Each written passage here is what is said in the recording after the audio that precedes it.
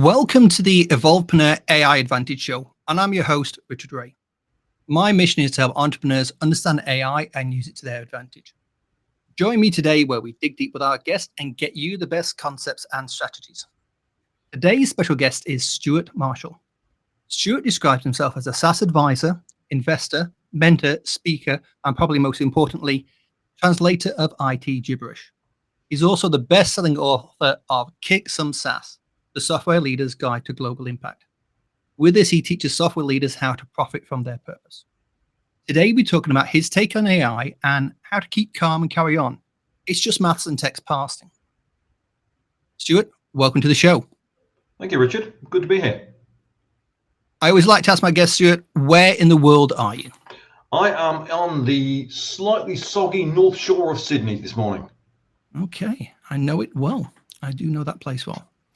Okay, so before we get purely into the AI side of things, tell us a little bit about your work with SaaS and how you educate software leaders. So I'm a recovering R&D guy is probably the best way to put it. So I've spent my career building high-speed development tools and other such things. And I now spend my time working with the up-and-coming SaaS community, helping them understand the enormous complexity of the world in which they've gone and put themselves.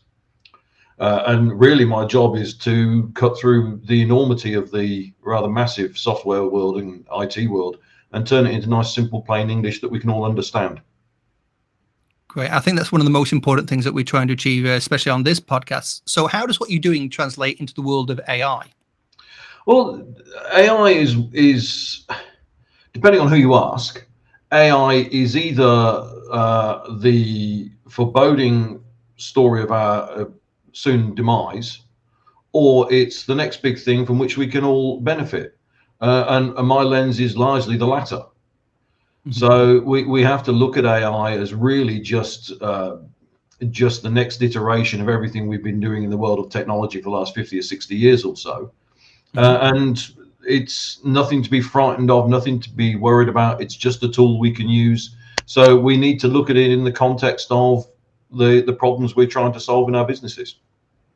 And how are you advising business leaders to do this? How are you getting them to embrace AI? I'm not specifically. The answer to the question is really, what's the problem? What problem are you trying to solve? If the problem you're trying to solve can be addressed by some generative AI, or generative AI can be a component of the solution that you choose, then great, AI is the way forward. If the reality of the situation is what you need is the vision and insight that only humans can bring, then you have a human problem that you're going to be solving. So AI is just a tool in the toolkit. So in that, there's probably a tendency of a lot of people to suddenly go, oh, I must use AI. How do you help them make that choice of, hey, let's do AI, or let's do, like you say, a solution that uses real people? It's just good old-fashioned common sense, Richard, as we both know. Yeah. Is a rare commodity, but it is really just getting back to basics and stripping down a problem to its component pieces and saying, what can we solve? How are we best positioned to solve this? Sometimes that is going to be AI, sometimes it's going to be people. We need to understand the problem before we can find an answer. And are you seeing people just defaulting to AI and assuming that it's going to solve all their problems? Oh God, yeah. I mean, so I was at the New South Wales Government AI Summit a week or so back, and there was one of the stories told was one I'd seen before, which was a guy in the US, a lawyer in the US, who went to court with a document that had been generated by AI, which referred to a whole bunch of test cases which didn't exist. Yeah. And this is someone who's bought into the sales message that AI is going to solve. Well, I'll just go and use AI. It's going to solve all my problems. No problem there. And we see it with people who are getting their own legal advice from ChatGPT.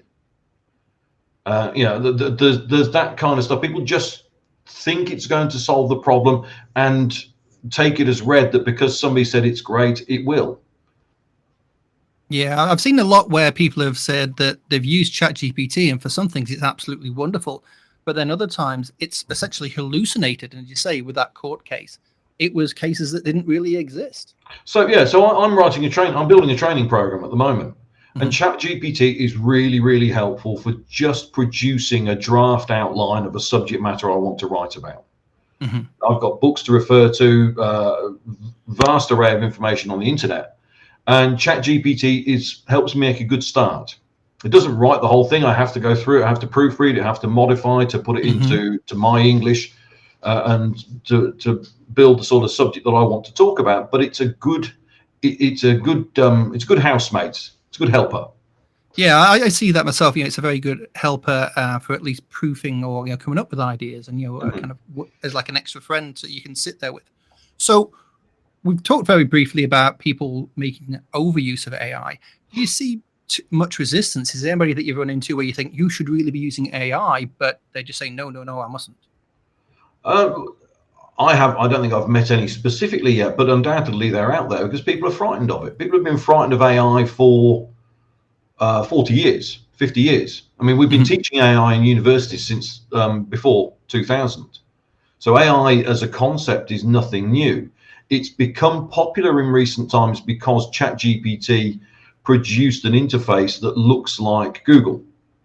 So it was familiar. That's why it's become popular, because it's a familiar environment. It looks just like everything we see daily. But it's existed for a long time. So there's still a component where people look at it and they look at it with a lack of trust, because we associate AI as some sort of clandestine, clever thing. That we obviously, there's a lot of people still think that Arnold Schwarzenegger lookalikes will be up and down George Street with laser carbines in the 40-watt range. There is that fear still exists of technology. So there are people who just avoid it on principle. I mean, the modern Luddites, for want of a crass simile. So do you think the media is responsible for this? Is it that more stories are being published about AI doing things like taking people's jobs rather than the positives that can be gained from it? Well, yeah, I mean, every new technology is going to take people's jobs, right? I mean, this was the same in 1979 when the first PC came out. Unemployment in Australia in 1979 was about 5%, give or take. Since 1979, which is 40 some odd years, we've sold literally billions of computers, and unemployment is still much as it was. So this idea that a technology is going to come along and going to take someone's job, from an individual's perspective, yes, it will. Someone will lose their job to technology. Every technology has done that, whether it's been AI, whether it's been mechanization, whatever it might be. That's going to happen on a wider scale. I don't believe it is going to take everyone's job. It's going to shift the jobs market. New jobs will come about. So, and what do you think the new sort of jobs will be then? Because, as we say, there are some jobs that will go, and it's the same with every technology. I don't know. And that's kind of the point. If you'd said, well, will there be a whole bunch of data jobs in 10 years time, with jobs like, what was the one I saw the other night? I saw a slide with about 15 or 20 different data, this person, data commissario, data this, data that, data translator. I've no idea what these jobs do, and nobody would have, or very few would have even had the foresight to say this is a job that will exist in 10 years time. So we're kind of on the roller coaster. And we've got to assume that it's going to be a pretty good ride all in all. There might be bits we don't like, but for the most part, it's going to be fun. So we need to get away from this kind of scary notion that AI is Big Brother is out to get us. AI is not. AI is just a tool. People are out to get us. That's a different thing. We can talk about that at length. Well, and that's the thing. I think it's like any tool; it can be used for good or bad. Which is, I think if people take that on board and if they embrace it and understand it more, then it's got to be a good thing in that respect. Yeah. There's no point being frightened of it. It's not out to get you. Go and look at it and see what it does. Are you seeing any differences in the generational approach between, say, older demographics and the younger demographics in using AI or embracing AI? Because traditionally, I've seen younger demographics that grab hold of new technology and run with it, whereas with AI, I think there's actually the opportunity for everybody to benefit from it. Well, yes, there is, and everybody can have a go, right? But to use AI really effectively, you have to learn how to use the tool properly. Yeah, they're not mind readers. ESP functionality is still at a minimum standard. Yeah. So if I put a search into ChatGPT as a case in point, it's going to interpret that in whatever way it interprets it, and it's going to produce an outcome. And you can ask the same question in several different ways, and you can get very different answers. So learning to use the tool is something that the younger generation will typically embrace. Will just get in and get their hands dirty and have a go. And the older generation, much as my mother battled programming the video recorder in the 80s, will look at it and go, I don't need to bother. It's not it's not of benefit to me. I've got other things that are far more important to take my bandwidth. See, that's a very interesting line that you said there. It's not of benefit to me. How do we get everybody to understand that it can be a benefit? Well, you can't. You can't any more than we can with any other technology. Ultimately, some people are going to look at it and go, and it's not that they don't necessarily understand that it won't be a benefit. It's to do with the amount of resource you've got. We have time, we have money, we have emotional commitment, all of these different streams that we measure the world by. And we can look at AI from the point of view of saying, well, is this of something that I will use today? Well, how do I want to spend my time today? And if there are things that take more pressing, then we'll go and do that and we'll put it to the side. So it's not that people don't necessarily understand it can be valuable or that it will be. It's simply that it's just not high enough on their list to give a shit about. That's a really interesting take, because one of the things that people have said on a regular basis is that AI could take away some of those repetitive tasks to actually free up the rest of your time to do the more important things, potentially even improving the work-life balance. Do you think that's a fair take? Well, you put it in the context of being a boss and having a team. You're the senior guy, somebody new comes on board, and there's a piece of work that comes up.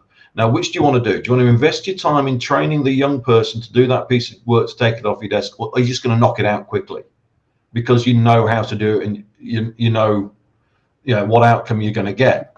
And that's AI is no different. It's whether I'm going to engage to offload something I know how to do today and invest in learning how to do it a different way. And at some point there's a balancing act between, well, okay, yeah, it's 5 minutes a time, it's 5 minutes a time, versus it's 5 hours a time.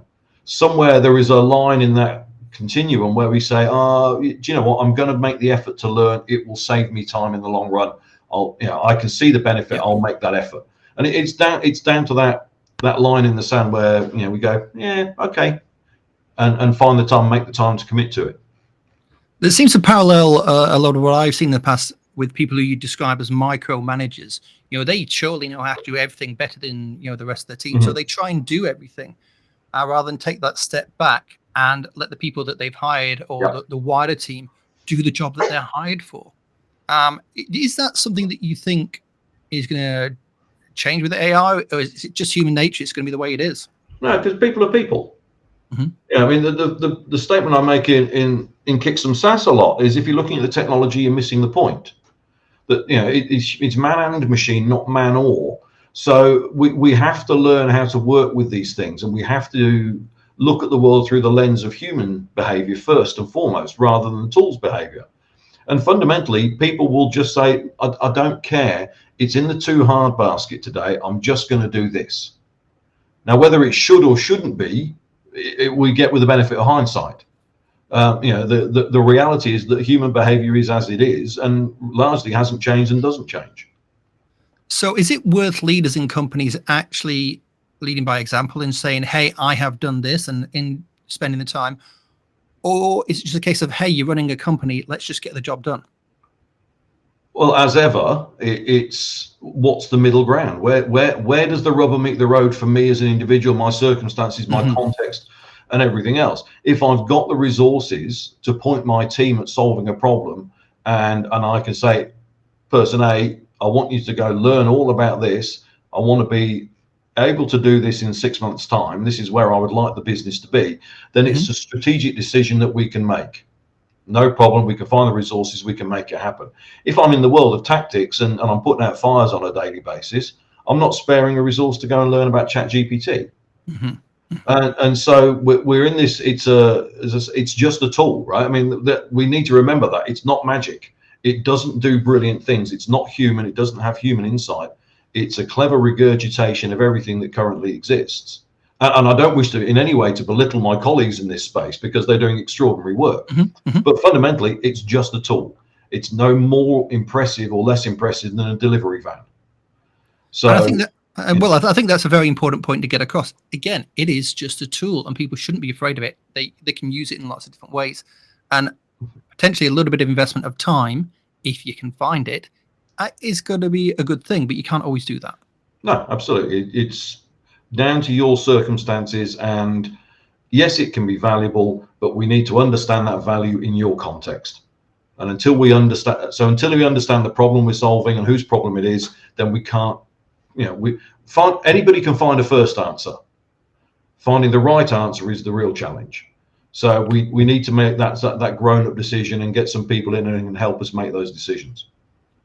So with your approach and in your book, Kick Some Sass, or with anybody that you've worked with, either through SaaS, AI, or any other tools, have you got any examples where people have really turned it around? You helped them, you coached them and said, hey, let's look at it from this direction, and they've had that light bulb moment?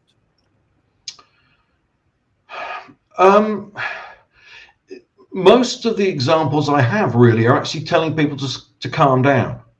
Okay. And to stop. It's hard to come up with a specific one without having to explain all the context that goes behind it. No problem. But it's this idea, we should use AI for that. And it's like, no, you shouldn't. You shouldn't, because you don't know what you're doing yet. You don't know the problem you're solving. Mm-hmm. You have a symptom of something and you say, we can check, AI will solve that. And it's like, well, will it? Let's take a step back. Yes, we may well be able to use AI in the long term, or in the future, in the even medium term, whatever it might be. But until we understand where we are, then the answer is no. There's no right answer. There is an answer. So let's go and do that. I'm seeing a lot of people who are using AI to write content and help them get content out. And for me, that's an absolutely massively valuable feature of generative AI and image generation. Just for making those nice promotional images that we put on posts and other such things, I think it's really valuable. But again, they're using it as a means to get the 50% done, so that they can then write the next 50% themselves and get it polished up. And as I say about generative AI, one of the things that it does is that it helps the people who can't. It doesn't diminish the capacities of those who can. So it's a leveler. It brings everybody up. It doesn't bring the top down. It just brings the bottom up. So as long as we look at AI and take out sort of our approach based on the fact that it can be helpful, rather than it is going to be this magic wand solution, then we get a much better lens on how to use it. And I think what you're saying there is very important to anybody that's listening. It's not some panacea. It's not a magic wand that, it suddenly can, with very little effort, solve all your problems. It's a new tool set, and AI is an all-encompassing a term that is on so many different topics, but it's not a one-size-fits-all, and it's also not going to solve all your problems overnight. No. And the really important thing to understand in all of this, as I was saying before, that we've been studying teaching AI for 30, 40 years now at least, is there is a lovely phrase that comes out the software industry, which is this year's AI is next year's software. Which is this idea that it's brilliant, it's fantastic, look how stunning this is, look what it can do. And next year is like, oh yeah, I'll just use that thing that does this thing. And look at these other new things that have come up, they're really brilliant. And everything last year looks really dull, and it just does that. It's just a large language model. It's just some machine learning. And insert AI capacity here. It's just one of those. And next year it will be, but everybody just uses a neural network now. Because that's what it is. That's what you've got available, and now it's everywhere. As I describe AI, it's just some posh maths and text parsing. Which is horribly belittling, but is essentially what's going on underneath. which has been there for a long time. But as you say, now we've got the zeitgeist of ChatGPT. Mhm. It's a term that a lot of people are aware of. I mean, for me, it's a bit like the moon landings from Yeah, 1969. yeah. Incredible at the time, but by the second or third mission, nobody was watching. Yeah. Oh, yeah. We've done that now. Yeah, it's Uh, astonishing, but whatever. which is why binging on Netflix and binge and other such things is great. So we can watch a series, get it over and over, and go, that was great. I've had enough of it now, and move on. Get on with the rest of your life. Yeah, a brief little moment, and that's fun. Now back to normality and getting fed and walking the dog and putting the kids through school and all the other stuff we do. So do you see AI making a wholesale change in society, or is this just natural progression? Oh, do you know, I want to say it's a natural progression. It's just a step forward. I mean, there's a certain part of me that looks at it from the wouldn't it be great if, but it's a progression. It's a step forward. One of the things that came out of the New South Wales Summit was that one of the jobs they're doing down at UNSW now is they're listening to the sound of water mains. Now, that's not something humans are going to do particularly well, but AI is really good at deconstructing sound waves and building, doing best guess stuff as to whether a water main is going to need fixing. Okay. Now, when we look at it turns out that when they did the stats on what the existing engineers think versus what their AI solution can produce, the existing engineers are only a little bit better than chance at guessing whether a water main is going to need fixing. AI is about 30-40% better than them. Wow, so and that's now before it gets any better. That's a step forward today. But fundamentally, I mean, the AI can get better, but ultimately it's only got one metric that it's dealing with, which is the sound wave that's coming out of the pipe. So until we get better at understanding the many component pieces that make up a sound wave, then there's no way we can be any better at predicting the state of the pipe. And of course, the important point here is it's not the AI that's had the idea about listening to the sound. It's the human. So it's human interpretation of a set of information that we've got and learning to ask the right question that we can then point some maths at to get an answer for us.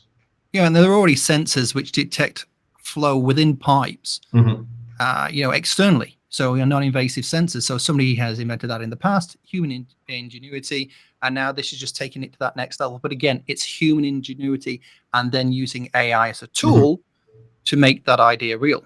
And there's the important point, and particularly with this particular case, is that this doesn't increase or decrease the amount of work we're doing. No, it just changes when we do it. It means that instead of panicking and having water gushing out into the sky because the water mains burst, we will be better at predicting that failure. But we're still going to dig up the road and we're still going to fix it, and we're still, or whatever process we go through to resolve that issue. So net, people are still going to do the same amount of work, but hopefully those panic situations where the water mains have burst, we can start to avoid some of those theoretically. We should be less reactive and more proactive. So that's one of it will. So it helps us predict our future, and that can't be a bad thing. No, that's got to be a good thing. So beyond that, globally, or just in Australia, or anyway, who have you seen, or which companies have you seen that you think are doing AI well? Well, my former employer down at WiseTech, they have a whole bunch of AI stuff that they're doing, which is CargoWise, which is their primary package, is all about moving goods from port to port, customs to customs. And of course, the knock-on effect of customs to customs is when the ship lands and the big cranes move all the containers off, you want to have some trucks arriving at the right time. So a lot of the work that's going, or some of the work that's going on down at WiseTech is using some interesting AI ideas to look at that travel predictions and try and make sure that everybody is where they need to be when they're supposed to be, rather than I got there 2 days early because I wasn't sure. You don't want to have a driver sitting around for a couple of days doing nothing. So it's that, again, back to this idea that we use AI as a predictive measure. That for me is one of the very sort of clever ways in which we can do it. And is that example you've described there really just another evolution in a similar way to the pipes that we talked about, of the just-in-time methodology that a lot of businesses have used? Yeah. Same. We're just better at looking at the data we have and making intelligent guesses as to where we're going. Now, I mean, this is, if you like, it's exactly the same as an actuarial model. Mm-hmm.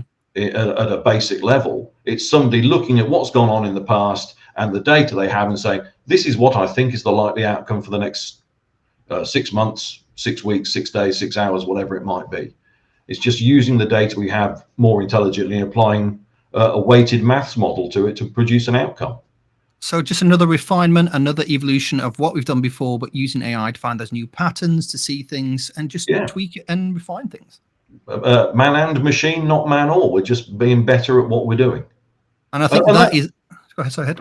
That's fundamentally the point of technology, right? Whether the simile I make is the Hubble digging stick, which, you know, it was a fire-hardened, sharpened piece of wood that the early man used for digging in the ground to get a root out because he was hungry, wanted some dinner. That is no different from a technological point of view from its fundamental value to AI. These two exist on the same continuum. We had a problem, we found a tool, and we used it. Now, one tool was a stick that we could pick up off the ground and do a little bit of work to, and it was done. The other is a really complex computer system. But fundamentally, it's humans addressing human problems with a tool. And the right tool at the right time. Right tool for the right job. Fantastic. So, Stewart, I always like to ask my guests, if you had one piece of advice that you want to get out there to everybody, maybe that one piece of advice which you'd had early on, but when it comes to AI, what would you want everybody to think?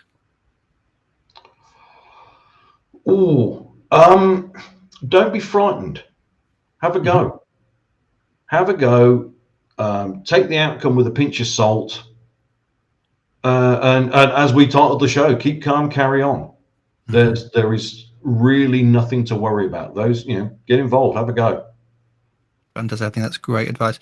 Stewart, where can people find you, and what's that big project that you want people to look at? Well, look, the easiest place to find me is on LinkedIn. Just search for my name. I turn up on Google very easily at the top of the page these days, which is quite good. Obviously, as I have one of these lying around, everybody should go and get a fantastic copy of this. Buy 10. The more you buy, the happier I become. And let's get the name of that book again. The book is called Kick Some Sass. It is the software leader's guide to creating global impact. It is my vision of how we can use the enormous scale and reach of SaaS to do some extraordinary good in the world and help those who don't have.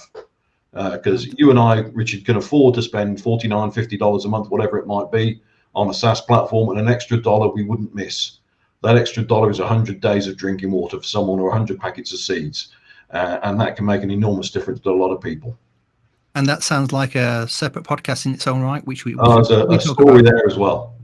Fantastic. Well, Stewart, thank you for your time today. Really interesting. Great take on AI. Really appreciate it. Entirely my pleasure, Richard. Thank you.